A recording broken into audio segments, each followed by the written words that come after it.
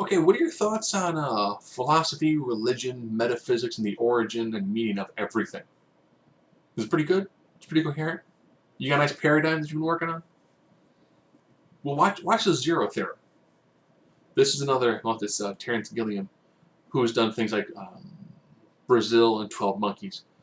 So if either one of those two films make you roll your eyes and go, "Oh, God, I have no idea what happened," yeah, you can probably skip this film.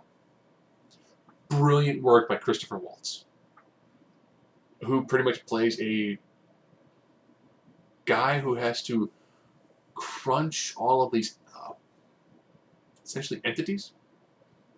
He's a hacker who's working for a company that's trying to provide order by crunching packets of data,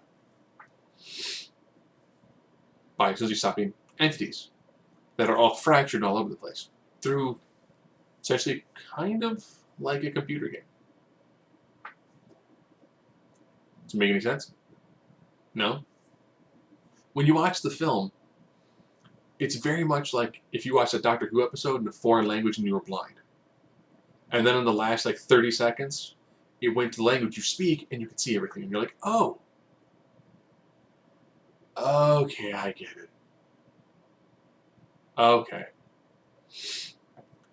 This is a very bizarre, futuristic world. Not despotic, which is nice. Or a dystopian future. Sorry. Instead, it's hyper commercialized with a company that's kind of like, we're going to provide everything that you could possibly need because enough is never enough. They also have a Church of Batman the Redeemer, which I thought was pretty sweet. Lots of people go to the Church of Batman. Lots of religious overtones, lots of metaphysics overtones, lots of a crazy bald guy waiting for a phone call. Big description towards the end of exactly what everything was designed to do and the way everything was laid out. And it's visually stunning. It kind of turns your mind into a Rubik's Cube, and they just play with it. Now all the sides line up. Doesn't make any sense, and then all of a sudden, boop, the cube is solved and it's done. You don't quite see how they get there, but they do. You probably think I've described none of the movie. If I describe too much of it, I will probably ruin the main premise behind the film. If you like films like 12 Monkeys and Brazil, this is a very solid film.